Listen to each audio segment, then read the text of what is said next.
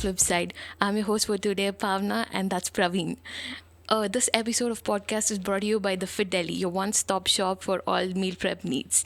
Today we have an amazing guest with us. He's a well-known sports nutritionist and a body transformation specialist.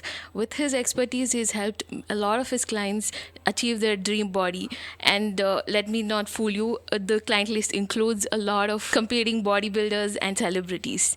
Well, wait a minute, his credentials don't end there. He is the face and nutrition expert for various nutrition and fitness brands, and also he's organized and hosted and judged a lot of bodybuilding and fitness events. A dear friend of ours and a mentor. Let's welcome the one and only Arunava Bhattacharyya, also known as the Brahmin Bull. Hello, Arun. Welcome to the show. It's really great to have you here. Thank you so much. It was a very kind and a very overwhelming introduction as always. Good to see both of you, and good to see that you guys are doing this podcast. I'm quite excited for today's Q&A. So let's get this going. And tell us how it all started. Were you aspiring to get into the fitness industry from the beginning, or it just happened by chance? So everything in my life, I would say since 2009 has been by chance. Um, it's a very interesting thing. Back in 2009, when I was giving my final exams for pharmacy, I was finishing my undergraduation in B Farm. So that time the swine flu attack was at its peak. And some of my classmates were coming there, with their masks on and stuff like that, and it was pretty freaky. So since then, I developed this attitude when there was this huge epidemic, more of a not only just the epidemic of swine flu, but the epidemic among of fear among people that if you go out, something might happen and things like that. And obviously, I just wanted to give my exams and be done with it. So yeah, that's when I realized, and that life cannot be so much within your control. And a series of episodes happened in my life. Also at that time, the recession in the global recession was also at its peak. So I saw a lot of my seniors who were aspiring to study abroad come back. I saw a lot of things that I wanted to do, things that you plan 4 or 5 years ahead. Because when I was in school, when I was in college, that was the thought process. What are you going to do in 5 years? What are you going to do in 5 years? And for the lack of a better word, I eventually said, screw what I'm going to do in 5 years. Let me think about what I'm going to do today. And that's pretty much what has shaped up my life. I wouldn't say it's the best attitude, but it's something that's worked very well for me given my circumstances. So yeah, it was never the plan, but I'm just glad that a lot of things in my life, everything from me always having a keen interest towards fitness as a kid. I mean, as a kid, so for example, when I was in second grade, I was in boarding school, and I was bullied a lot. So I realized, so I was a proper mama's boy up until then. Like my my elder brother would always say that, he was very fond of me, but every time he wanted to spend time with me, I would keep running to my mom. So I was like the mom's boy who would like hold on to her sari and be next to her all the time. And in that 1 year of boarding school, I got like a major, grow up, grow up pair sort of, experience. So I was bullied. I used to hide in one corner and eat my cookies and stuff like that. And then in my second year of boarding, when I was in my third standard, I just said, hell with it, man. If these guys are going to keep doing this with me, and my family doesn't care because I kept asking them, for they had their own reasons. But the thing is, I developed this attitude that I need to be strong. And from then on, this obsession started about wanting to train and stuff. But of course, back then I didn't know what to do, but I started getting more physically active. So any opportunity I would get to participate in sports, like I would just randomly, like, I was never a great cricketer or great anything. So if I was in the during PT periods while my friends would be playing cricket and other things, I would just go to the park and just do pull-ups, do push-ups. And my friends were like, he's showing off. And I'm like, yeah, that's because I'm the only guy in the class who can still do pull-ups and push-ups. But the thing is this attitude developed that I can build up my body because I wasn't really good at any particular sport.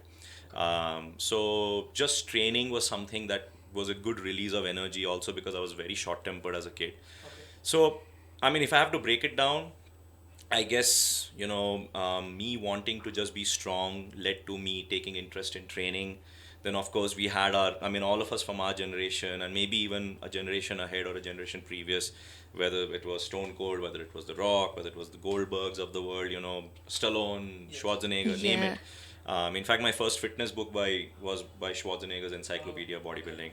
So it just was one thing leading to another.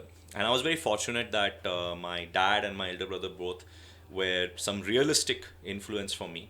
Because although I would read all these things in books and I would see, guys on TV, Yes. I didn't know what to do by myself. All right. So, like, even my dad, when I first said I want to go to the gym, I read Schwarzenegger's book and I said, he went to the gym at 16, so why the hell can't I go?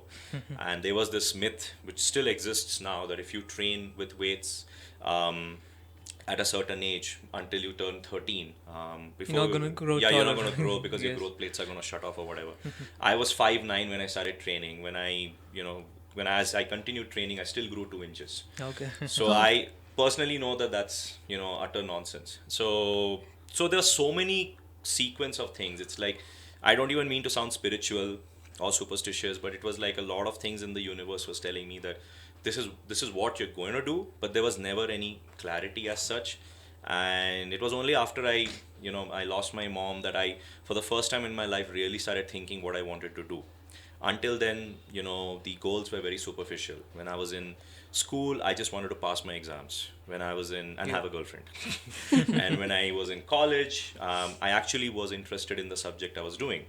But then I was living in this delusion that life is in my control. I'll do a B Farm, I'll do a master's, I may do a PhD. Somebody's gonna pay me some six-figure salary in some research lab in the US. I'm gonna drive some fancy car. Boom, recession hits. Life is not in your control anymore. Even though Yeah. I've done my pharmacy well, I won't get a scholarship. My dad can't pay tuition fees, which these universities abroad demand. So then I decided to stay back. Then my dad was like, okay, you're staying back, go pay on your own paycheck. I'm not going to pay for your Correct. Yeah. movies and taking your girlfriend out and stuff like that. So then I just needed to earn money, and then I started earning money. So until then, life was all about just do what needs to be done. But it was only when I, at the age of 27, or not even 27, I'm sorry, but maybe 25, 26, when my mom passed away.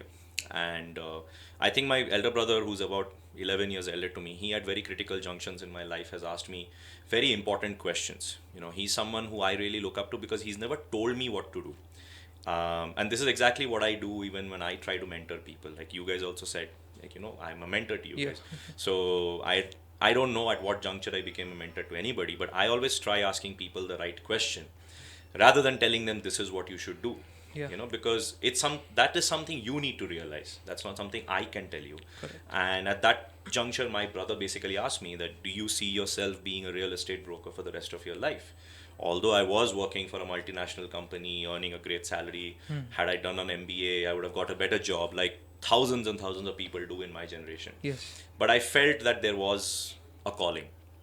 And he gave me the best advice, which I have probably repeated, I don't know in how many interviews or how many magazine articles, but that is something I keep swearing by. That he basically said, if any gym or any fitness company offers you the job even of a janitor, just take it. If that's where you need to start, then that's where you need to start. As long as you're in the midst of an industry where you're truly passionate. Okay. And if you are something, you will earn your stripes. If not, you'll go do something else. But don't live your life like you have nothing to lose, but do something that really means something to you. And yeah, since then life has just been one big chapter of going with the flow. So in my first year of the fitness industry, I worked with New Life as a sales consultant. Yes. The following year, I was sponsored by Optimum Nutrition. Correct. I did some That's when powerlifting. I actually got to know you. Yeah. I saw a couple of posters and Yeah, I and I mean instantly. that was a very big deal, and Yeah. I would say in situations like this, luck plays a huge matter. Of course, I did a lot, but to meet those people and all those things, I remember the circumstances in which I met the on team was very interesting. The person that I was reporting to in New Life, this was in 2014. So I basically told him, look, there was the Sheru Classic happening in Okay. Pune. So I said that, I want to come. So he said, why do you want to come? We have a team in Bombay. You take care of the market in South. I said, no, I want to come because I want to come and attend this event. Okay. It had been happening since 2011, and for some reason or the other, I couldn't attend it. The 2014 was not actually a very, pitiful form of Sheru Classic, because there was a lot of controversy going on that year. Okay. But I still wanted to come because I was like, now I'm finally part of the business. I need to meet people. So he said, fine, let's figure something out. And just about a week before, I called him up and I said, look, either you call me or I'm taking off and I'm coming. You figure it out. So that's the attitude with which I have, gone about my fitness business. I have not at all taken no for an answer. Even when New Life guys, when I first reached out to them, they were like, who's this guy? He's worked in real estate. How will he be of any use to us? Yes. Use to us, And I literally, after following up for 2 months, I said, look, I'll come and interview with Samit Gupta, who is the owner of New Life at that point. And I said, if he wants to hire me, then great. If he doesn't, I'll come back. But if he hires me, you pay for my flight tickets. And I remember I had just about maybe 20 odd thousand rupees left in my bank account. And my dad had left the country. He'd given me some money to manage things, and I had nothing. So, I mean, of course, if I needed money, I could have called them. Yeah. But, by then my ego was so hurt that I didn't want to ask anyone for anything. So I took that chance, and it so happened that I got the job. And so from then on, that was the attitude. Like, never say no to anything. Okay. So yeah, man, I mean, you guys know me since those days, and you Correct. guys know what the story is, and maybe the viewers also would want to know. But yeah, I can go on and on and on. But yeah, it's been a very interesting chapters in my life after that. Most of it is good. I'm not going to say any of it is bad. But yeah, I mean, I can say that today I'm a pretty happy guy because I live my life on my own terms, and yeah, so far it's been good. Was Let's see. 2014 the year you competed? No, 2015 was the year I 15, did my yes. first show. So my very first show itself, I went for Physique, right? men's physique. Physique, yeah. I competed for the trials for Asia and World. I didn't qualify, Yeah. but I was pretty close in terms of the scoring and stuff. Correct. And then again, I did another show in 2017. So here and there, I've shown some potential that I have the ability to compete and place, but yeah, I just couldn't commit to the process of competing because the number of commitments I have financially are so demanding that I have to focus more on work. But whatever little bit preps I did brought me into the notice of many sponsors, brought me Yes. to the notice of a lot of guys who wanted to compete. So just after doing a few shows, the next thing I know, there are a lot of people reaching out to me to help them prep. Okay. So yeah, turns out then I became like a prep coach, and now I train a lot of clients for lifestyle purposes, and yeah, so on and so forth. That's really great, Arun. So, Arun, like the education and the knowledge, your background from pharmacy and your expertise in nutrition is what sets you apart from a lot of trainers. And I would like to ask you this question: like, what does the Indian fitness industry lacks right now? Of course, it's a lot of things has changed over the years, and a lot of people with a lot who know the science of fitness get into the industry. But still, are we still lagging behind? From the rest of the world, and what needs to be changed? So the rest of the world is a very big way to put it across, right? I mean, if we obviously compare ourselves to the developed countries, let's say when I was exploring going abroad, at one point I was looking at doing my master's in sports nutrition and things like that. So I saw that some universities in the US, some universities in the UK, these developed countries per se, have tremendous opportunities, and if we compare ourselves with them, we are lagging behind tremendously. Having said that, are we ahead of, let's say, some of the other developing countries? Definitely. I mean, I think India is in the forefront of many developing countries, not just in terms of, I would say, fitness, but many other aspects. But coming to the more critical question that you asked, what exactly is lacking? I think what lacks in our industry is structure. If somebody wants to be an engineer, they go Yeah. to a bachelor's in engineering, and then they'll do the relevant specialization and so on and so forth. The problem is that in India, none of the universities so far have offered. I think one college in Bombay for some time had offered bachelor's or a master's in sports nutrition, Yeah. but that's the only course that I ever heard of. I'm not aware of any other university, be it medical or anything else, that offers anything to do with exercise physiology or sports nutrition or anything to do with sports. Maybe sports medicine, but Yeah. that's a field that only if you do an MBBS you qualify. That too, it's a specialization. But as far as a bachelor's degree in anything to do with fitness is concerned or a master's, there's no such thing that exists. So that is the biggest problem right now, and I think we are not too far away from those things falling in place, because obviously the fitness industry itself has become so huge that I'm sure, like any other business, even the Yeah. education sector wants to capitalize. And as of right now, there are a lot of these private academies that have come up. So I mean, my mentor Gautam Sangappa sir, he's had his Proton Fitness Academy for ages, and he's churned out some amazing trainers from his academy. And also Chirag Sethi's Classic Fitness Academy, based out of Delhi. He's Yeah. also opened up here. I also have a course of my own, a level 1 nutrition course. But the thing is that, I mean, even though I have a course and even many of us are, providing coaching for ACE and other things, the fact of the matter is that none of this is structured guidance. Yeah. And, it doesn't give anybody any credibility internationally. But I think because most of these coaches who are taking the effort to educate themselves and learn through trial and error, in some ways it's good, because we don't have, like, I never had any book or anything to guide me as to how I should coach. Yeah. Like, so nobody taught me how I should train a client, how I should monitor my a client. I think that spoon feeding also to an extent is something that happens in our other courses. Yeah. So like in engineering and other Yeah. courses, a lot of Exactly. times so much spoon feeding happens because Yes. the teachers only give you notes and things like that. And here, there is no such structured guidance. So every coach develops their own style of coaching. Every coach comes up with their own way of going about the nutrition, the training. And of course, we pick up points from what maybe a Schwarzenegger would have done or what a Chris Gethin does or anything. But as long as we can get our clients results, which is end of the day what really matters to us, I think we are good. But as an industry, I think, especially when parents, if a child goes to a parent and says, I want to be a fitness trainer, I think parents today still are a little unnerved about it. Like, what will he do? Yeah. Kya karega mera beta? And what is fitness? What is he going to? You're going to stand on the gym floor and train people.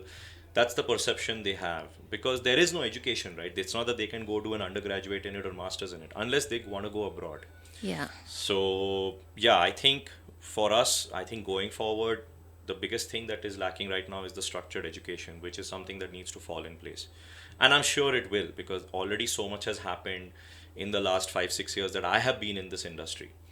But also more than that, I think what also needs to happen is that the people who are already working in the business also need to realize that they cannot make a living by just doing one thing. Yeah. I think, as Indians, maybe there is this mentality that, You. we should be loyal to one cause or whatnot. So people need to be more enterprising. So, like, for example, for me, not only am I a personal trainer and an online trainer, but there are so many other things Yeah. I do. And I never say no to any opportunity, because I believe if somebody thinks I'm capable of doing something, then maybe that's something I haven't identified in myself. So even today, I help a lot of brands with sale. I have my own supplement store. Even the health meal company that you guys have, I try to pass you guys references. So there's so many things that a person can do at many levels, both from a B2B as well as B2C point of view. It's just that, somebody like me, I try to guide people, but then of course, I don't know how in terms of business, how many experts are inclined. As long as they do their PT and their online training properly, I think 90% of the job is done. If they have more business ideas which they can execute, great. And I think, one such thing is cult, Yeah. and there are so many other business ideas that have cropped up in the last few years, and they are doing very well.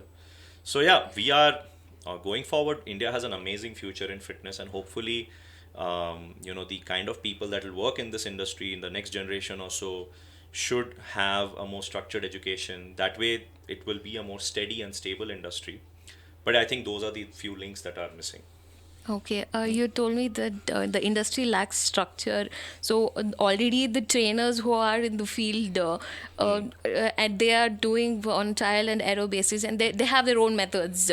So sometimes those methods could not be very ethical or good for the client or something. So don't you think there's a need for a regulatory board or something like that at least? Of course, there is, and the thing is that I think globally the fitness industry is not that well regulated anyway. So I think unless countries like the US and all lead the way, I mean, so for example, if I was a trainer in the US, I would have to be ethical because a client can potentially sue me. Yeah. Over here, those things are, not realistically possible. Because the legal system, there is no provision in the legal system like that, because they probably don't even accept somebody being a trainer also as a legitimate job. Yeah. So we are far away from those things. A regulatory body should come into place, but more than that, I think, look, there are illegal or unethical practices in every industry. But if you look at the automotive industry, which is so well established, but a big company like Volkswagen, which is Yeah. such a huge company, they had the Dieselgate, and even recently, even Mercedes Benz had the same Dieselgate. Yeah. So Correct. pharmaceutical companies every Yeah, now and exactly. then keep getting accused of unethical practices. So I think like any other industry, we have people who are unethical, and it's up to the customer now to be smart.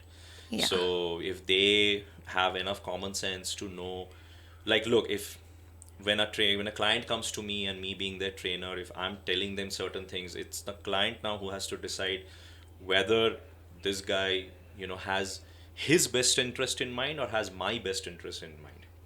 This is something, and it's not so difficult to figure that out. Yeah, you know exactly. I think where things go wrong because of the so-called unethical practices, primarily because it's not that the trainers who do it on purpose. Of course, if they see an opportunity, they'll take it.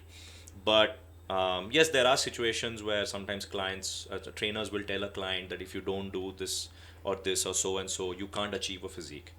And that's really sad, to make a person believe that they are not capable of it and they need to take some external help to achieve those results. But also at the same time, I see this a lot, especially because I've been in this industry long enough, that a lot of time clients are so impatient. They'll say, give me this or give me that. I'm willing to do anything and everything to achieve a physique. And so, of course, in both those cases, you'll end up breeding this culture of unethical practices. So it comes down to you having the ability to say no. If you, and I think, people will hate you for it. Not everybody will appreciate that. But, for someone like me, I'm trying to do this career as a long term thing. So if I have said no to someone, and if he goes and tells someone, you know what, I went to Arun to train and I said I want to do so and so, and he said no, who knows, he might have inadvertently marketed me to the right client, because Yeah. that somebody might come and say, hey, you know what, I had this conversation with this guy who you pissed off and that's exactly what I'm looking for. Exactly. So you stand your ground, you stick to doing things ethically, you do things right. Look, end of the day, you need to go to sleep with a peace of mind. Like, you shouldn't have conned somebody, cheated somebody. So end of the day, if you have that peace of mind, I think you're fine. And do good, be good, karma will pay you back. We've heard a lot of that 80% diet and 20% exercise, and everybody try to concentrate more on the macros. That is the fiber, the carbs, protein, etc. But there's a lot of people who doesn't know that micronutrients is as important as macros. That is the minerals and the vitamins. So could you please shed some light on that for our viewers? So, in fact, I would say that when it comes to macros, a lot of people actually, in fact, even miss out on the fiber bit. Correct. Yeah. They just don't eat enough vegetables. It's something even I realized until I got a coach for myself, when I realized that I just wasn't eating enough vegetables. So, I would say that people are primarily obsessed with protein and fats and carbohydrates. Yes. And many people who get into fitness, they only start thinking, oh, I have to eat egg whites and chicken and whey protein, but they completely miss out on having vegetables and things like that. And we tell them that they need to do those things, they're kind of put off. And literally the amount of vegetables they land up eating is so pitisome that sometimes like somebody like me has no choice but to add a fiber supplement also, Okay. because if you consume that much protein and fat and whatnot, you Has to are get going to be very, ingested. very Yes. susceptible to getting constipation and other digestive issues. Not to mention, even most of that protein won't get absorbed. Yes. Yeah. So it is important that fiber itself is something that a lot of people miss out on. So that's also very important. Coming to micronutrients, yeah, I mean, micronutrients also is a huge factor. I mean, essential minerals, essential vitamins, especially like 90% of the global population is low on vitamin D. Yes. A lot of vegan obsession right now. Yeah. So those guys, B12. yeah, they're gonna not just B12, like all Correct. the B They complex must. vitamins, B6, B12, all of them. So yeah, I mean, those are some basic things that people need to understand, and if they just take the right kind of vitamins, I mean, some you will get from food, some you definitely need to supplement. Like a vitamin D, you have to supplement. If you're a vegetarian or vegan, you have to supplement a B complex. There's just no way around it. Yeah. So if you do those small things, definitely it makes a huge difference. I mean, a lot of people who tend to cramp up, I just tell them like load up on sodium, load up on potassium, take some magnesium. All those things, they play such an essential role in your day-to-day health. So yeah, micronutrients downright are very, very important. There's no doubt on it, and you can just keep getting more and more into that subject, like what each and every vitamin and mineral does for you. But yeah, people are generally quite obsessed with the macros. Correct. But yeah, there again, the approach with micronutrients would be just take a multivitamin, which also is not the right way to go about it. Correct. Yeah. Because certain vitamins and mineral needs to be taken at a certain time. But yeah, if they just address that one aspect, without obsessing too much about their protein and other things, then their overall health and their progress in the gym could be tremendous. See, this is a follow-up question for the same. Right. Like you said, you get the micros from whole foods as well, Hmm. but as of now, the food quality has been deteriorated a lot. Hmm. So, a person who cannot afford sports nutrition brands, Hmm. is there any alternative for him to get the right micros? Okay. Look, the supplements are the easiest solution, right? But then the thing is that a lot of people also have an aversion to taking supplements also. A lot of people that I recommend supplements to have this attitude that I'm taking a medicine. In fact, it's very upsetting for me when someone says, sir ne aapne jo medicine bataya. I'm like, I'm not a doctor. I don't prescribe medicines. I prescribe supplements. In fact, prescribe also is the wrong word. I would say that I Suggest. recommend, or I recommend it, or I suggest it. Yes. But I'm not somebody who prescribes. Prescribe is a medical word. So these supplements are derived from food, and sometimes they are synthesized from the lab. But essentially, either they're considered a synthetic food or they're derived from natural foods. But yeah, supplements then become your easier alternative. So for example, something like cacao nibs, it's a Yes. very, very good source of essential minerals in just that 1 teaspoon. So you'll get so many of your daily requirement of so many daily minerals. But the thing is, cacao nibs are not cheap.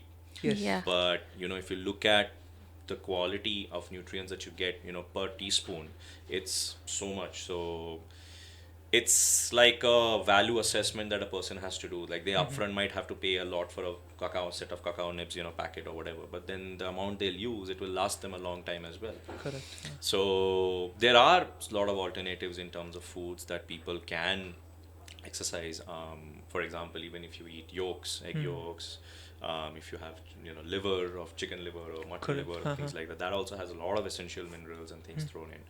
So yeah, there are food sources that you can take, and yes, you're right. Quality of foods have dropped, but at the same time, you can't be sitting and obsessing.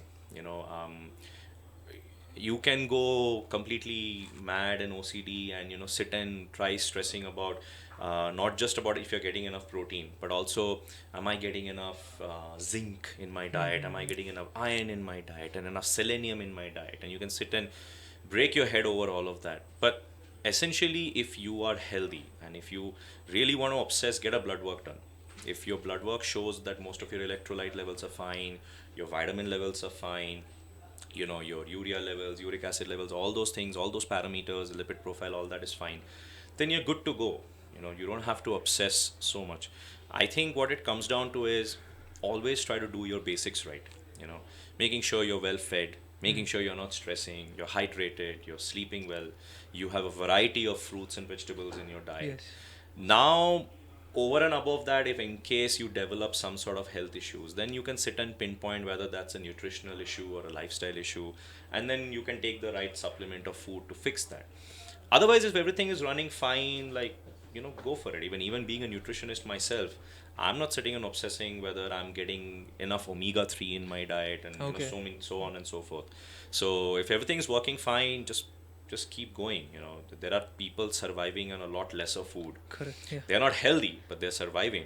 So if everything is fine with you, like your energy levels are good, you sleep well, you have good energy throughout the day, you have good energy while you're training, you have good concentration, good focus, you're happy in general, then I think your body itself will tell you if things are going fine. Okay. In general, I always believe that people should be psychologically and physically pain free. Okay. So if there is something that is a persistent issue in your body, a lot of people tend to ignore that. So if you address that, and if you're just overall healthy, then you're fine. Then you don't need to sit and obsess about all these small things. There's a lot of debate on the plant-based, the vegan diet being optimal for health and performance. Right. So especially after watching the Game Changers, like every Tom, Dick, and Harry wants to go vegan. So Okay. yeah, but basically we when we saw the movie, we thought it was like absolutely biased, and they were comparing apples and oranges, and the facts within which they prove that the vegan is better than the meat-based and the omnivorous diet. It was very obscure. So, what is your opinion on that? Um, Look, here's the thing. Today, if overall in the fitness industry, if you want to, let's say, prove that CrossFit is bad for you, right? There are some people who swear by CrossFit, right? They love CrossFit. They train CrossFit. They love CrossFit. They go and compete in CrossFit games and things like that. Now, if I'm somebody who just trains normally, I'm not a big CrossFit fan, but I don't criticize CrossFit. But if somebody said, can you make a list of things that you hate about CrossFit? Then I can start cherry pick information about people getting injured, people going through this, going through that, all those things, and then saying that this is why CrossFit is bad. But the same person who's doing CrossFit can then sit and also tell you 100 reasons why CrossFit is good. So typically, we call this confirmation bias. You're trying to prove a point, and for that you start cherry picking information. Correct. In fact, when I asked a lot of vegans, when they were in a much more cooler state of mind, when I asked them, what is your agenda behind doing a vegan diet? So many of them upfront, in a very sensible way, said, look, I know I'm compromising on my nourishment, which Yeah. you as a coach, I understand, will not do, because you're trying to make people healthy. You're not trying to turn people vegan. Like, what am I going to do? Hey, I want to lose weight. Yes, turn vegan, because we need to save the environment and Yeah. protect the animals. So they'll be like, no, I'm not going to pay you for that. That I can do by myself. So obviously, I as a coach, I know I'm somebody who's working around the schedule of a person, the comforts and discomforts. There are people who have religious preferences. There are people who have work schedules to keep and whatnot. And I'm somehow trying to make sure that they're nourished. I mean, that's where even you guys come in, right? Why Yes. do you guys have a business today? Because there are people who are so stressed out with their work that they can't be sitting and bothered about telling their mom or their wife or their sister what to cook. They're like, dude, I'll spend that extra money, but I'll just tell this person, this is what I need, give me my food, and then I can go focus on my training and, get the proper progress that I'm looking for. So that Exactly. is the reality. But unfortunately, this whole vegan thing is a trend. It's unfortunately a trend. There is a lot of scientific data to support what a vegan diet might be good for you in terms of improving your blood markers and things like that. There is absolutely no doubt on it. If you switch to completely plant-based nutrition, it has a lot of health benefits. But my point is that, if you mix it up with the right sources of nutrition, let's say lean meats, Yeah. the good fats, all of that, then obviously you have a more wholesome nutrition. And people, if they obviously go from eating McDonald's to eating a plant-based diet, they obviously are going to see a huge Yes. difference. Yeah. And most people who go vegan, they go vegan from eating complete junk food to suddenly going vegan. Someone like me who's relatively ate clean most of his life, if I'm going to go vegan, I'm going to see a different kind of reaction in my body where the quality of proteins are compromised. I am going to land up losing muscle. A very common thing I hear from vegans is, I feel very light. Of course, you're feeling light. You're eating all that fiber, Yeah. and then they'll say, look at elephants, they are so big by eating that. I mean, do you know how much Ex- food an elephant goes Eats. through? Yeah. Not to mention, an elephant has most herbivorous animals have the ability to digest the cellulose. And as yeah. humans, we don't. So the argument can go on and on and on. Like if you see a koala, it's always going ang ang ang. If you see a cow on the road, it's always going ang ang. In fact, the damn thing will swallow it and again Again, get regurgitate it and back. Yeah. again masticate. So herbivorous animals have to eat through a lot of food to get the required amount of nutrition. Whereas, let's say a non-vegetarian, they just eat like a few egg whites and it's pure albumin. They've got the protein. Yeah. So why can't I combine the right kind of vegetables, fruits, with the right kind of protein sources like egg whites, chicken, fish, whatnot, and then you've got an amazing plethora of nutrition in front of you, the best of everything. You got the best of the protein sources, the best of the vitamins, minerals, carbohydrates, fats, all of that. So it's a mix of things, but obviously, this is something that has unfortunately become a trend, like everything else becomes a trend. Like if it's still a trend to buy an iPhone, Yeah. that there are, I mean, I own an iPhone, so guilty as accused, right? So but again, I use an iPhone very clearly because when I was using an Android, I had a lot of hang-ups, and as I've been using an iPhone, I see that my phone works more smoother. So I prefer, like, iPhones are, and generally Apple devices are meant for stupid people. So my Mac laptop has never crashed, although it's 5 6 years old. I've never had an issue with an iPhone. But the thing is, again, I'm not obsessed about having the latest iPhone. I know some Yeah. people who are very happy with their existing iPhones, but then they're like, but the 11 is out, I need the 11. They have this Guilty. itch. So that's the thing. Like, I mean, there are some people who are sitting and thinking, all my friends are vegans, I need to be vegan. Yes. Why? Yes. Because, I mean, just for social acceptance. So there are both sides of the story. I know some vegans who've come and cried to me, do you know how much, crap I get from my non-vegetarian friends? Because every time I'm going somewhere, I can't find anything vegan and they nicely eat. It's the same with a non-vegetarian. He or she gets a lot of crap from, maybe if he has a lot of vegan friends. Like, so look, plant-based diets has its benefits if someone wants to do it in the right manner, sensible manner. If their goal is just to be healthy, and if their goals are Survive. yes, I mean, not just survival. I think even with endurance sports, considering the amount of carbohydrates you need, Yes. a plant-based diet still works. You don't have to take a lot of protein. But if your goals are strength-based, gaining muscle, improving your performance in terms of being stronger and things like that, you definitely need to have a more omnivorous diet. I'm not going to say Yeah. just meat-based Just diet, an yeah. omnivorous diet.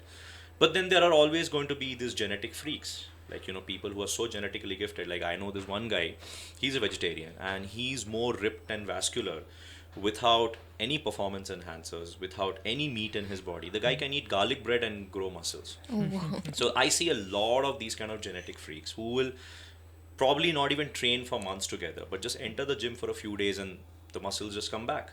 So there are a lot of people like that. And if you start cherry picking on those people and say, hey, look, he's a vegetarian, see how great of a physique he has. Yeah, but how many of those people do you see? Do you come across? So this debate needs to be done on a more scientific level. And Yeah. at this point of time, what's happening is that the vegans are talking in a manner which is more of a propaganda than Yeah. actual science. And of course, the non-vegetarians are fighting back with science. But again, because we are non-vegetarians or whatever it is, we are completely discounted because we are hurting the environment and we are killing the animals and whatnot. Just for the record, if someone gives me that nonsense that where a vegan diet is a more environmentally sustainable diet, no, No. a lacto ovo vegetarian diet is a more environmentally sustainable diet, and I'll tell you why. Because the thing is, if everybody in the world went vegan, Yes. we are going to have to farm so many vegetables Yeah. and fruits. The amount of pressure on agriculture will be so huge. So we rather would still get our protein sources from dairy products. I'm not saying milk as such, because I don't recommend milk personally beyond a certain age. Okay. As an adult, we are the only species of animals who, as an adult, drink milk, but that's not correct in my opinion. But milk-based products like yogurt, paneer, things like that, and of course, eggs, stuff like that. So if you mix up those and have a good amount of plants, fruits in your diet, you're good to go. You have, and that saves the environment, that protects the Yeah. animals, that doesn't stress the agricultural land, and you still get good quality vegetables and fruits.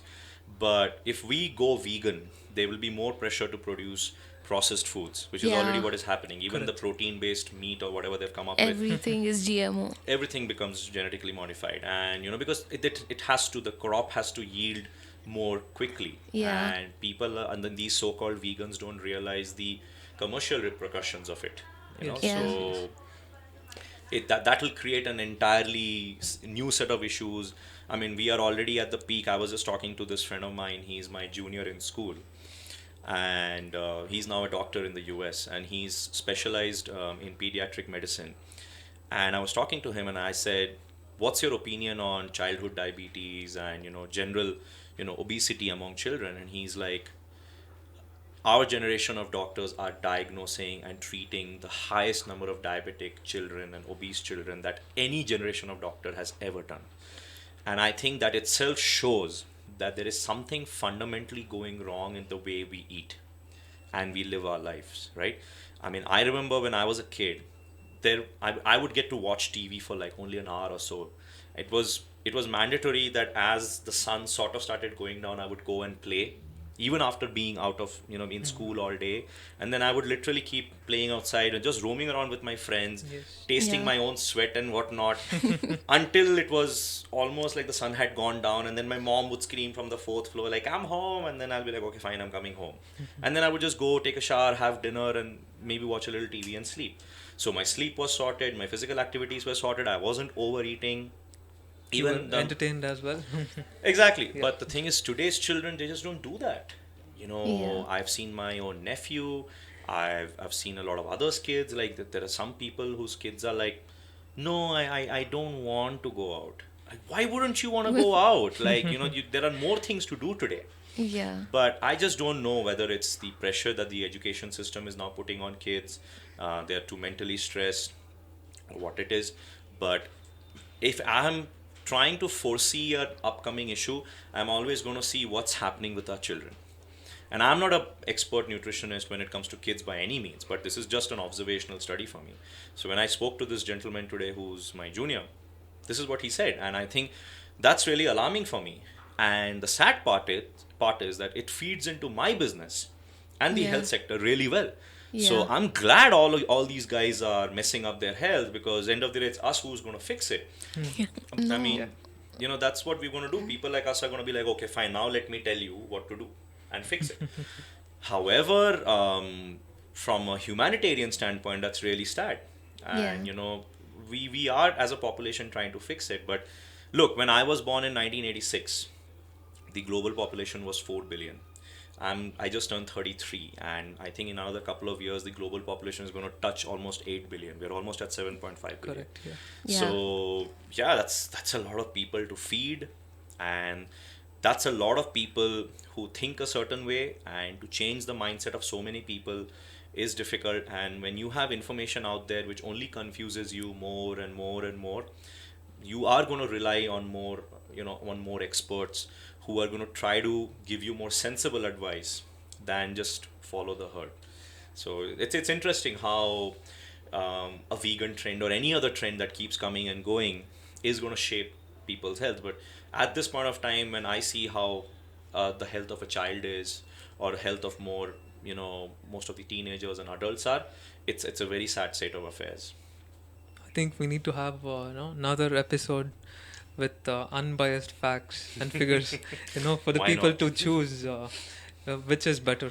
Yeah. It's an endless discussion, guys. I Yeah. mean, and the thing is, the whole see, for me, is that's why when I take one client, as much as I can, I try to educate them in the right manner. Like, there's one guy I'm coaching. I mean, just for the sake of an example, there's one guy I'm coaching, and he said, I put on more weight when I eat rice than when I eat roti. And that statement just didn't make any sense to me. I'm like, if I feed you the same number of calories, whether it's through rice or roti, how does it matter? But he has this psychological belief Yeah. that if he eats rice, he puts on more weight. Then I said, maybe because rice is just something that you'll end up consuming more to have a sensation of satiety. So maybe you think you are consuming almost the same amount, but maybe unknowingly you have consumed more rice, because it's not that your body is something different. and oh, nice body mein rice will gain weight and protein won't. So I keep hearing nonsensical things like this, but I obviously somebody who doesn't judge, because I understand that the level of misunderstanding is so in depth and so widespread that forget people having an educated debate on veganism and non-vegetarian or whatever it is. Most people just in our country, especially, most people don't even know how to eat. Like we are not even taught that in school. Like my biochemistry teacher in college once gave me, she was a vegetarian, and she once gave me such a guilt trip because I was eating chicken. And when I asked her, where do I get my protein from if I work out, and then she said dal. And I was thinking, incomplete amino acid profile, essential amino acids, where am I going to get it from? And I'm like, my biochemistry teacher is telling me this.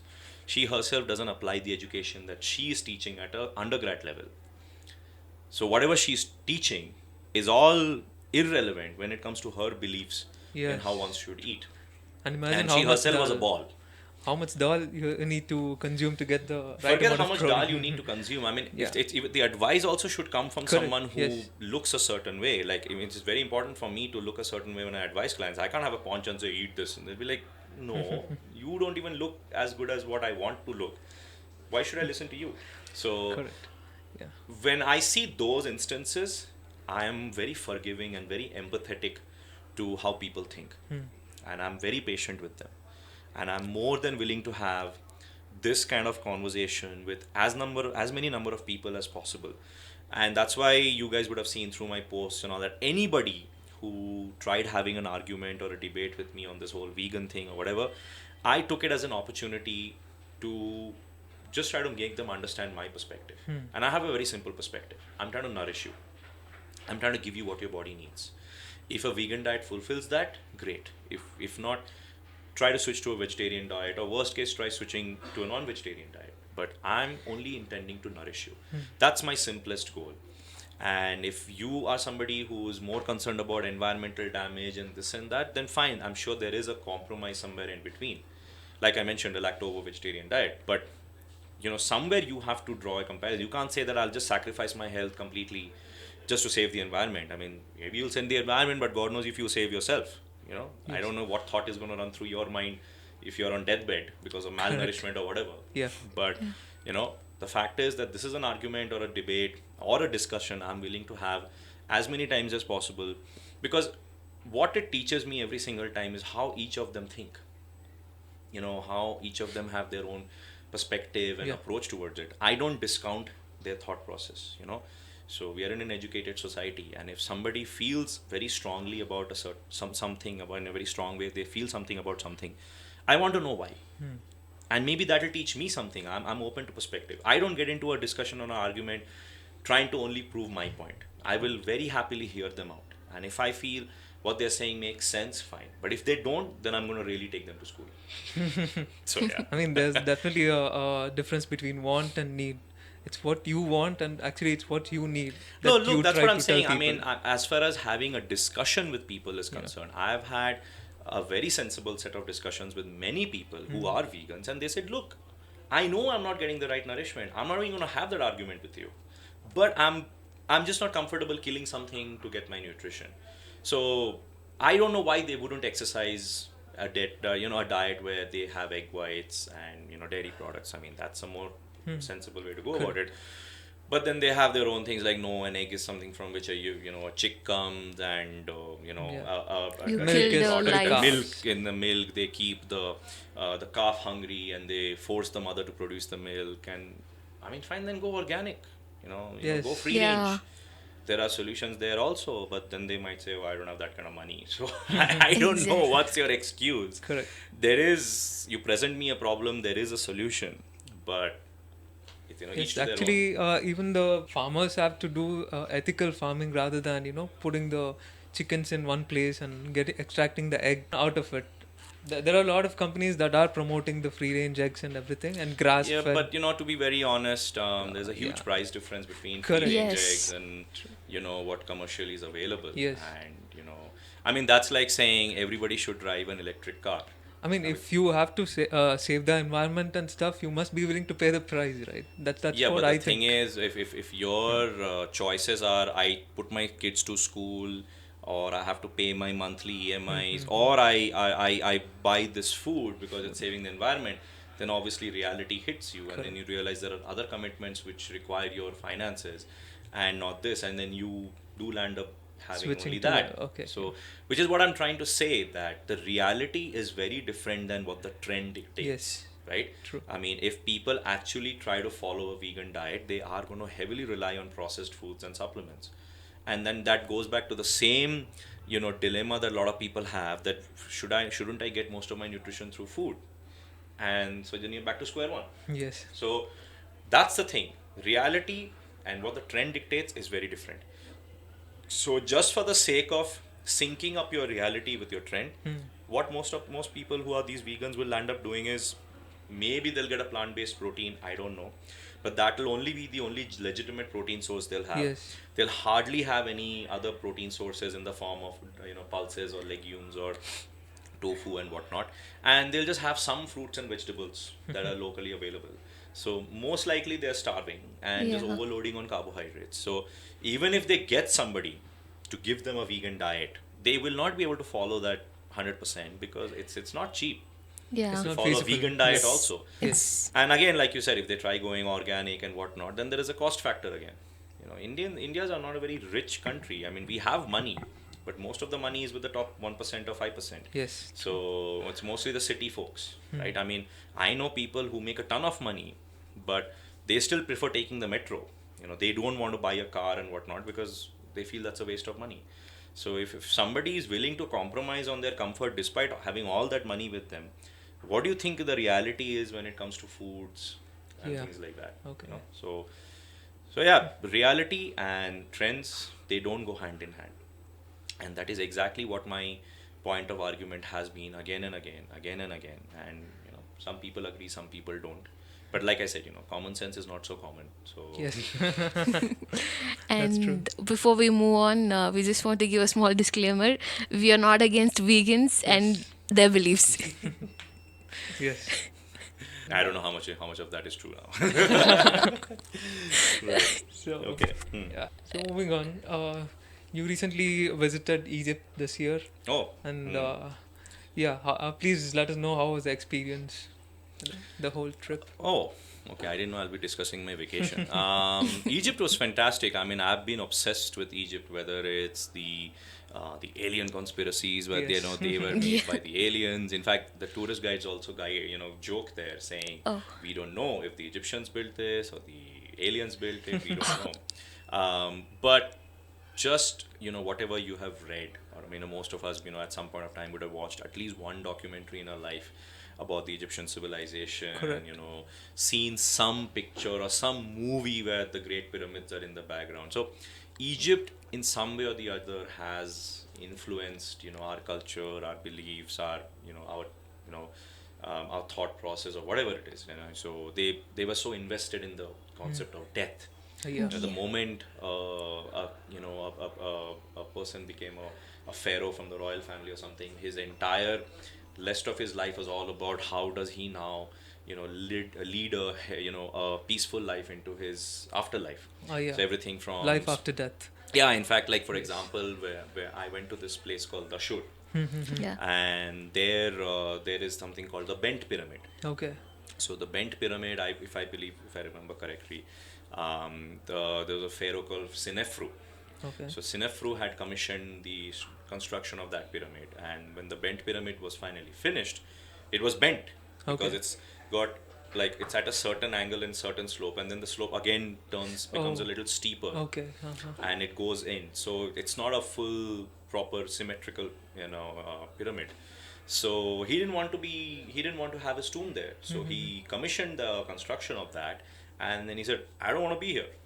And then right next to it, he built a massive red pyramid, which Okay. was completely made out of granite. Okay. And Okay. that was a much bigger task because they had to quarry the granite from quite a far away and getting it. And then, so when you look at that, and when you stand underneath these, structures, and you're staring at what was constructed, even I actually went inside the Yes. bent pyramids. It was a shaft which was almost 300 feet inside, and then you Correct. have Yeah. to go, and it was just opened 3-4 months back for public Oh, viewing. okay. So I was very lucky that when I went there, there was no tourist there, because a lot of people don't bother going there. They only care about the Great Pyramids. Yes. They The don't care about these other Sphinx. pyramids. Like, Yeah. there is a pharaoh called Joses who had the first pyramid called the Okay. Step Pyramid. Okay. So you can see the Step Pyramid from the Bent Pyramid and the Red Pyramid. Oh. It's in a place called Saqqara, which is called the City of Death.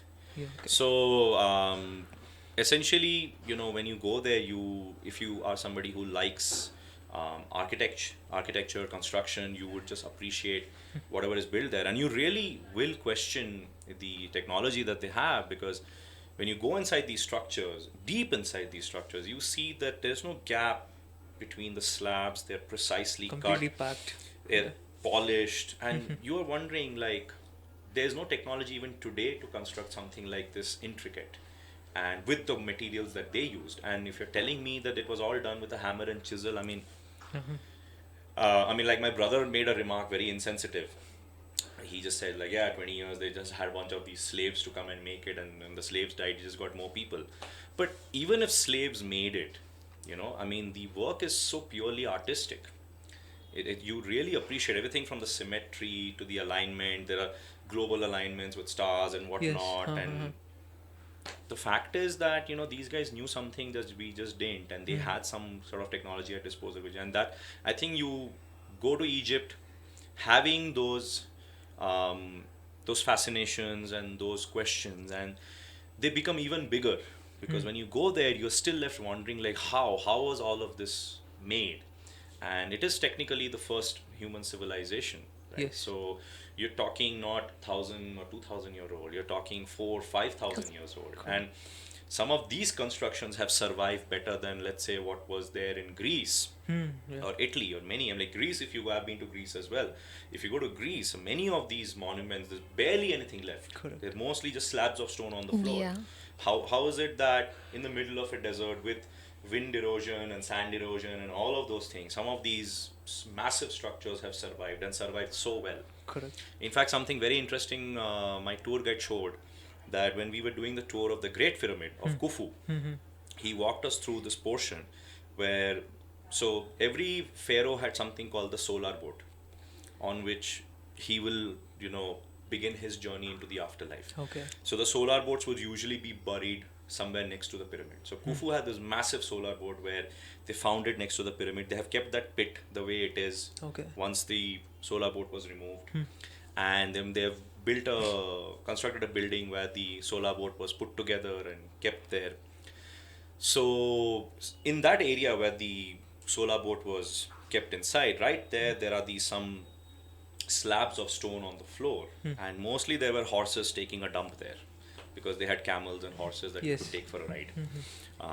But this tour guide said that this was something that he learned from another tourist that had come, which said that millions and millions of years ago, this portion of the land was under the sea. And he showed these fossilized crustaceans that are inside the rock. So there is more history to be seen there than the history that you're even going for. Okay. So, it's amazing what you can see in Egypt when you go there, because I think commercially they're still not as crazily developed as some of the other countries. But of course, the industry is quite well established. But they have left a lot of those monuments as it is. They haven't done too many shusha to make it more attractive to the public. So if you have to see the pyramid of Khufu, it's an easier entrance than the one that I mentioned for Sinefru. But Okay. it's still quite a journey. And my sister-in-law didn't realize that she has claustrophobia, but she had a panic attack inside. Oh. And we had to sort of calm her down. I was elated. I didn't mind being everyone was like, you're this big guy, how are you going to go inside? And I was so excited that I'm inside these shafts that I've read about and heard about from archaeology. I would see them crawling through dust and mud and whatnot, and now I'm getting to do that. So it was amazing. Egypt was amazing through and through. Even Abu Simbel, another Yeah. that was commissioned by Ramses II, and it's just like an entire side of a cliff is Yeah. his temple. Yes. All Correct. the his statues of him and whatnot, and his wife Nefertiti and all of that. So Egypt was beyond what I expected at every level, whether it was the archaeology, whether it was the architectural aspects, whether it was even the climate. It was beautiful, very cool. Pollution wasn't that bad at all. I wouldn't say it was polluted at all. Cairo, maybe to an extent, because it's a very buzzing city. But Luxor and Aswan, beautiful. The Nile is a pretty clean river, also. We got to see it. Food was fantastic in Egypt, and Was we don't about hear to a ask lot you about about the Egyptian same. food.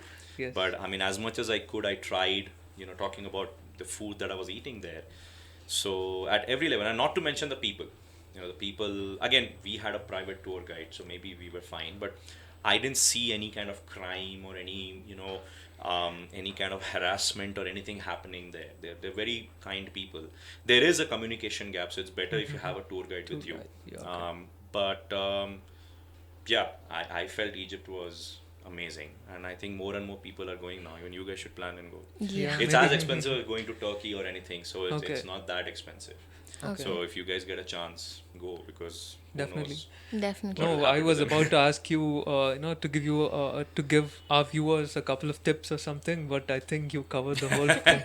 Yeah. I guess that's a force of habit. I always try to cover every point. Yes. Okay. Right. A lot of people don't know that you're very fond of cats and you have 5 of them at home. So how do you manage to take care of them and spend time with them in your busy schedule? I don't. My wife does. I just do the fun stuff. I play with them and I spoil them, and then my wife has to deal with it. My love for cats was very interesting. It like you'll never forget your first experience of anything. Yeah. If let's say you go skydiving, you'll never forget the first jump. You'll never forget your first girlfriend or boyfriend. So similarly, I would never forget the very first proper, pet cat that I had an interaction with. So, I literally talk about her, and sadly she's no more. But I literally talk about her like, she was like one of those girlfriends that, I couldn't get, the one I could never have, that sort of thing. So her name was Salsa.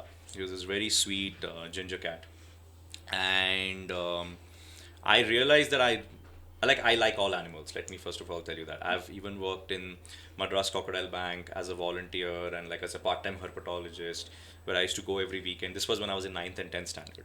So I had this fear of crocodiles and snakes, but when I went there, I fell in love with them. And similarly, I would say I fell in love with cats even more because their demeanor, their personality, even they're lazy even with class.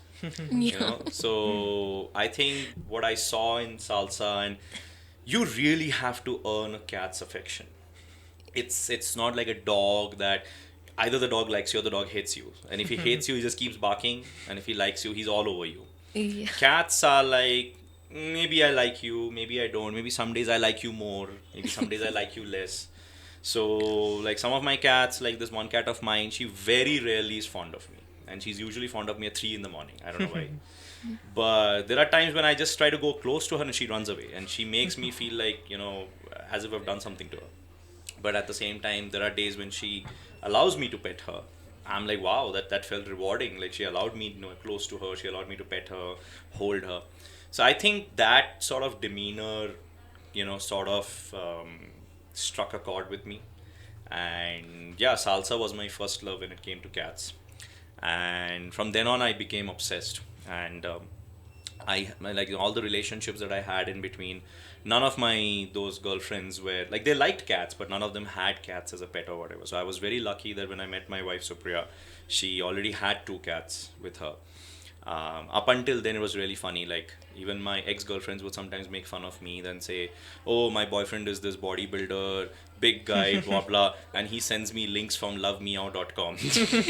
So if I would find cat videos, online which were cute or whatever, share with them, and they'll be like, "This is so embarrassing."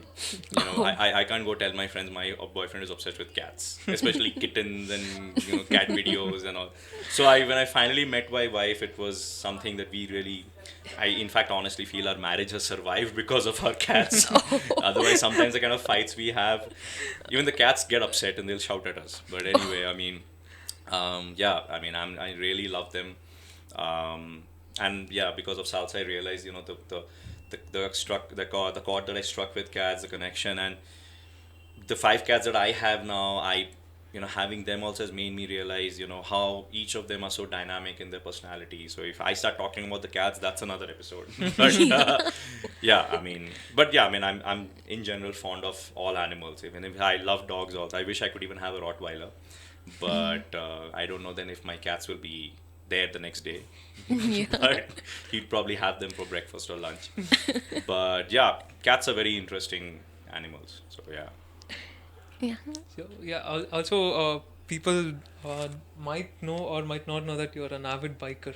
Okay. So I'm like totally in love with all your bikes that you had and that you already have now. Right, right. So tell us your best experience as a biker, where you had it and when you had it. I mean, your best ride overall. So the funny thing is that, I wouldn't say I'm just a biker. I would say I'm a proper petrol head. Like, I've always loved machines. Okay. Like, even as a kid, if I saw a bulldozer, I would run up to it and see, like, how the hell does this thing work? As a kid growing up, I always loved playing with GI Joes, and not the action figures, but the automobiles or the Correct. boats because I loved having the blueprint and putting it together and then stickering it and all of that. So it was, for me, it was all about how machines function, how they perform a certain task, and maybe I was obsessed with speed or whatever. But like, even there were times when I was probably just maybe in my fourth grade or something. I once tried driving my dad's car. Like, he was out of station, and I decided to, like, I was like looking at how he does it, the clutch and the gear, and it was a Maruti 800. Okay.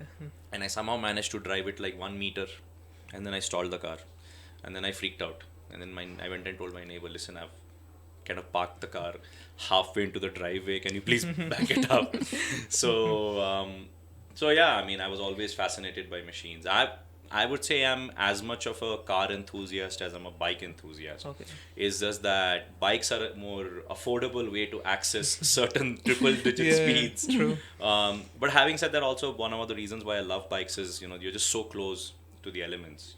A car is a very comfortable space to be, but you don't feel the wind at 200 kilometers per hour or 250 kilometers per hour. Some of those Correct. ridiculous speeds Yes. I've had the luck and walking away with, fortune of doing. So actually, one of my favorite experiences, I think, would be when I got my BMW GSA last year. So unfortunately, I got rid of that bike very recently. But that bike, I think, when I got it, I truly sensed um, absolute freedom. Because in a country like India, you want something which gives you peace of mind. So that bike, everything down from the performance to the practicality that it had, the comfort.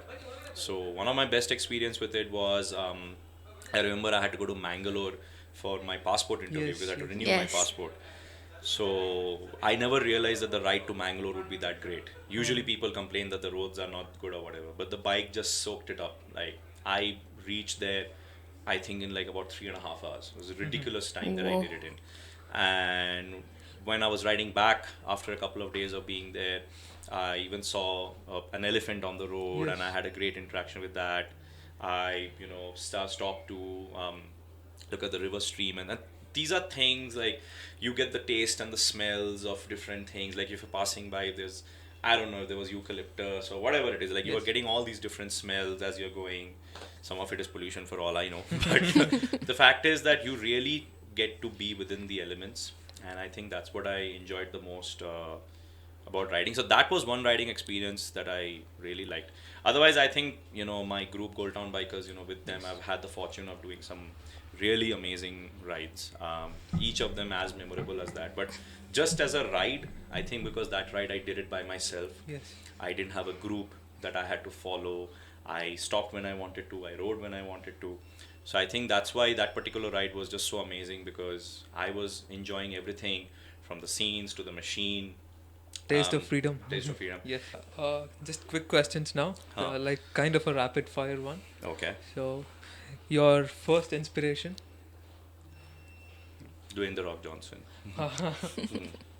So, can you please explain why, briefly? Because I think, as a kid, I think what I identified very strongly with him was See, he was not the most ripped guy. No. He in fact Yes. had a very bloated physique Correct. back then. But what I loved about him then, and I think what a lot of people loved about him back then, was the guy could just talk. Yes. He showed me the power of communication. One mantra you live by. There's several ones. I think the more um, something that comes to my mind every day, or something that I use as a mantra or a day-to-day basis to keep my focus, is take each day as it comes. I mean, every day will throw you a new set of challenges. So, you may think that today is going to go this way, but in my life especially, there are so many variables that in fact, my biggest learning in 2019 has been to actually cut down the number of commitments I have, because up until even early this year, the number of commitments I was taking on, I realized that I don't have the time management skills, or I just don't have time as such to do justice to all of them. 3 vehicles to put in your dream garage. Just three Okay. vehicles. I think consistently one car that has always been on my mind is the Nissan GTR. Okay. So I think at some point of time, I will have one in my garage. Let's see, whenever that is. Okay. That's one car definitely. I think I've been very fortunate to have a Hayabusa, although that was a bike I always wanted to have, but turned out that the bike and I didn't have a good marriage. I didn't use it much. Then the GSA was one bike which I never felt I would have a good marriage, and I had a great marriage with it. And that's true with all adventure tourers. I mean, the BMW GS Yes. is the most popular adventure tourer in the Correct. world. Yeah. It's BMW's highest selling bike. So there's a good reason for that. So it's not just me, it's a lot of people. The Aprilia 210 that I have, I think that's definitely a dream bike in some sense. I always loved street nakeds. Like, I was never completely obsessed with, super sports, because Okay. I liked a little bit of the machinery exposed, like, to see all that metal, the engine, the gearbox, and also to have just about enough bodywork to make it look like a bike, but still it looks more raw. Correct. So the 210, that way, I really felt a strong connection with it. Although I still feel it's a small bike for me compared to my Yes, size. yes. But then I know guys who are 6'2" who ride KTMs. So I'm like, hell with it. I'm perfectly fine on a 210. There were people who were even saying that a Hayabusa is small for me. I'm like, I don't know what you guys want me to ride. So maybe drive a bulldozer or something. I don't know. But yeah, I think that's a bike I really fell in love with. I always loved it as the way it looked. I used to always watch videos of it online every single year since 2015-16. I used to always keep looking at bike reviews, and the 210 would always be one of the bikes that On people top, yes. regarded very highly. So when I was fortunate enough to finally get the factory version, 1100 factory, I was pretty ecstatic. And that bike has been way more than what I expected from a machine. I mean, it's scary, but it's safe. It sounds amazing. It Correct. can, It's a V4, right? it's a V4, Yeah. and with the SC exhaust that I have, it puts a huge smile on my. I mean, if there are days I'm angry, I just rev that throttle on the road, and first gear, wait till I go till 9,000 RPM to Oh, change, shit. and I know I've pissed off a lot of other people, so then I feel happy. So, yeah, that bike is a proper animal, but it's a sedated animal. Like, if you want, it can go crazy, but then there are enough electronic nannies on it where you can just get away with it. The Okay. Hayabusa in that sense was a lot more scarier because it just has ABS on it, nothing else. So yeah, I mean, I think as far as bikes go, definitely the 210 is one bike which is going to stay. In fact, when I had to choose between that and the BMW, I chose to sell the BMW Yes. because I'm more emotionally connected with the 210, although the BMW was more practical. Since you've asked for three, I think I'm completely blown away by the new Rocket 3. So Yes. that looks Triumph amazing, Rocket and the 3. price is very tempting.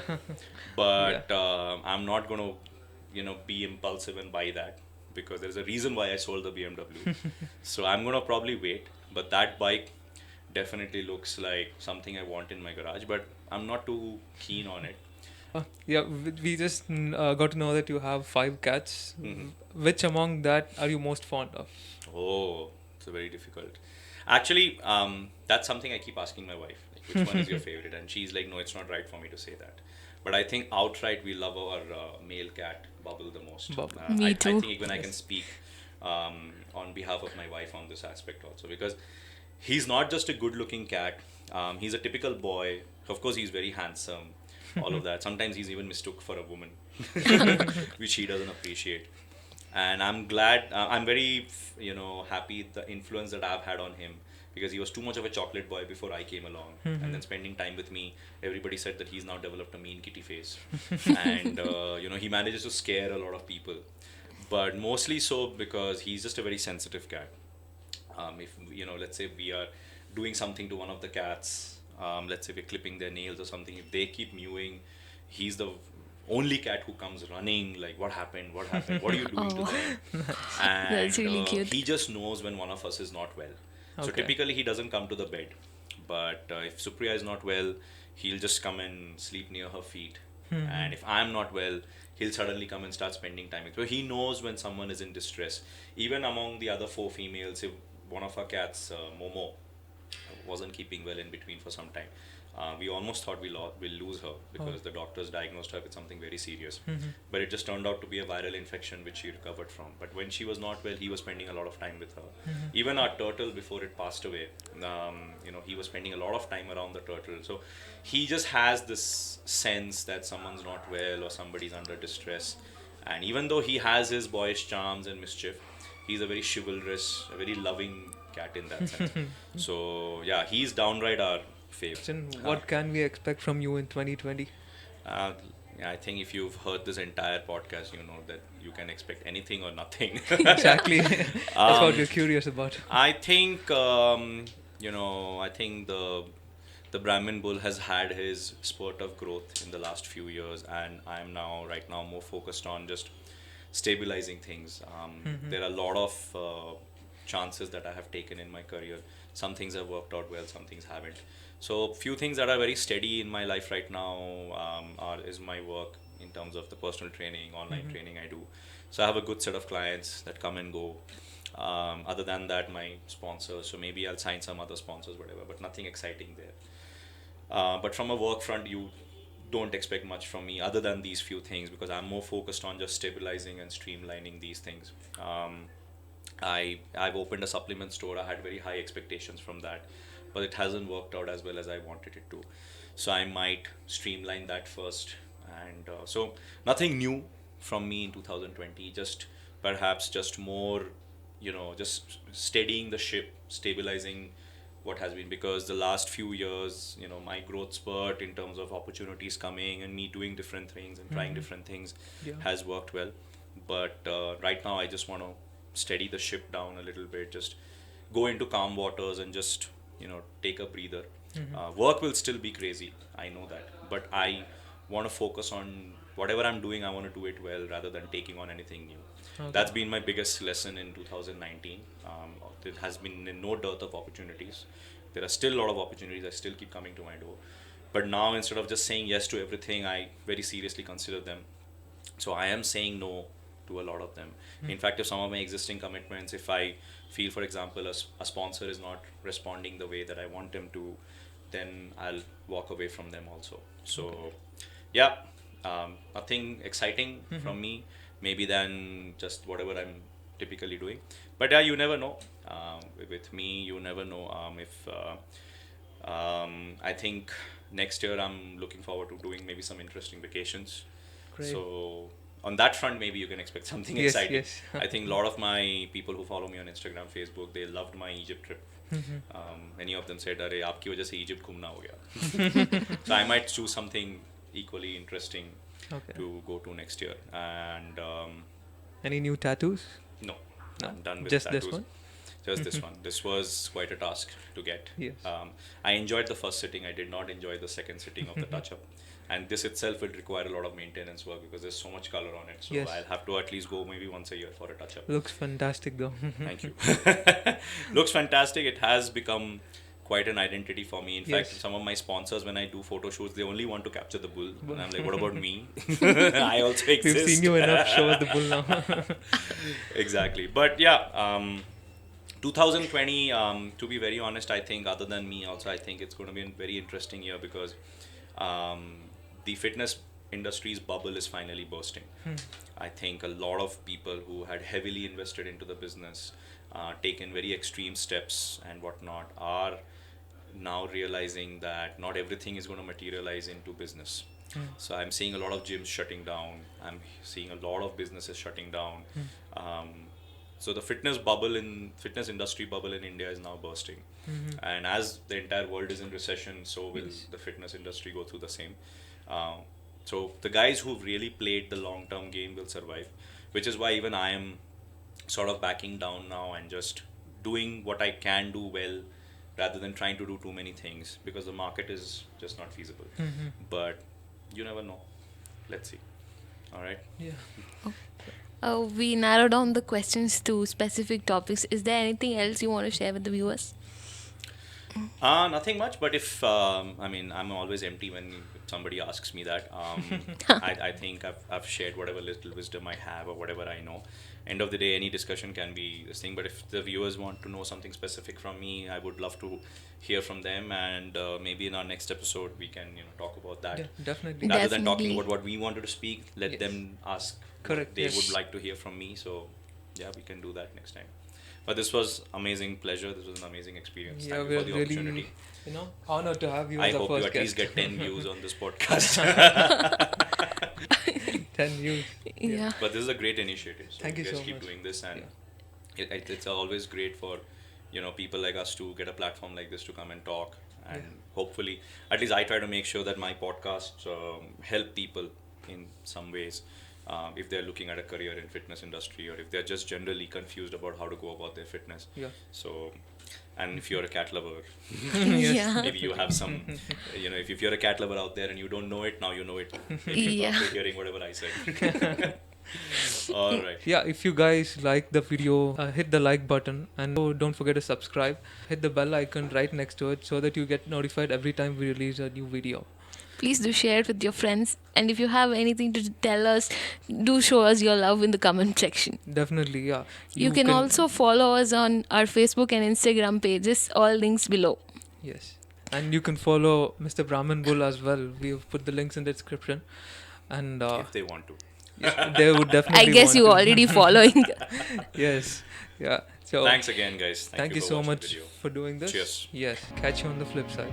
Yes. Bye.